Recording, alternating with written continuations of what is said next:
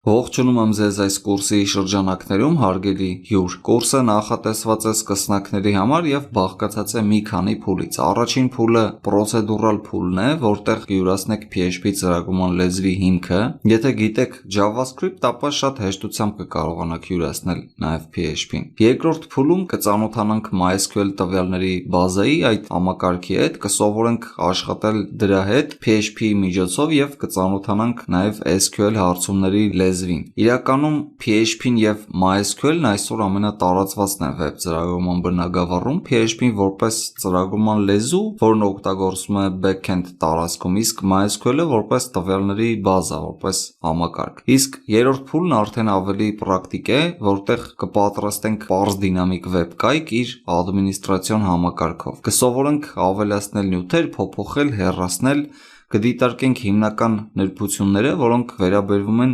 դինամիկ կայքերի պատրաստման, այսինքն որոնք աշխատում են տվյալների բազայով եւ ունեն ադմինիստրացիոն համակարգ։ Այսպիսով կհանդիպենք արդեն կուրսերում։